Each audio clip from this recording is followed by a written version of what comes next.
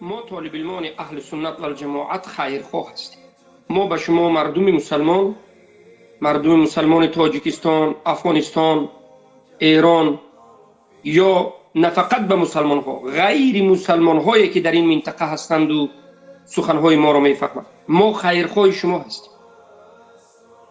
ما شما را به سوی نجات، به سوی خوشبختی و سعادتمندی، به سوی زندگی پاک و زیبا و بهتر در این دنیا و به سوی جنت، رضایتی الله و دیدن جمال الله در روز آخرت دعوت میکنیم.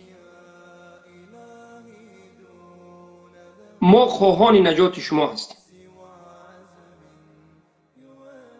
اگرچه ظاهرا هر کسی که اسلام را ظاهر کرد مسلمان است و هر کسی که کفر ظاهر کرد کافر است، اما آن چیزی که ما میخواهیم و به سوی آن چیزی که ما شما را دعوت میکنیم به سوی خیر است. دین اسلام دین خیرخواهی است، دین نجات است. بیرون شدن از غلامی بندگان، از غلام شدن به بنده ها، بازگشتن به سوی غلامی حقیقی شدن به الله رب العالمین است. در این دنیا سربلند و عزتمند شدن است. در اساس قرآن و سنت، با فهم سلف این امت، با منهج صاف و واضح از مذهب اهل سنت و الجماعت، منهجی که رسول الله گذاشتند، به شما دین را میرسانیم. در رسانیدن دین، در فهمانیدن دین ذره خیانت نمیکنیم و از همه جانب به شما بیان میکنیم.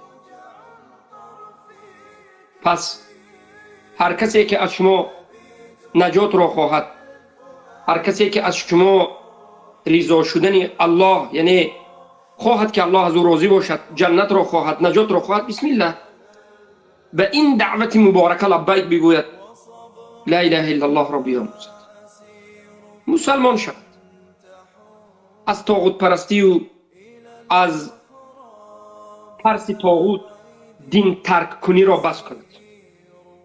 در این دنیا یک مرتبه زندگی میکنید با ترس و هراس طاغوت زندگی کردن و کافر مردن، این بدترین نمود گذرانیدن حیات است. برای همین الحمد لله الذي هدانا لهذا وما كنا لنهتدي لولا ان هدانا الله. سبحانك اللهم بحمدك اشهد ان لا اله الا انت استغفرك واتوب اليك.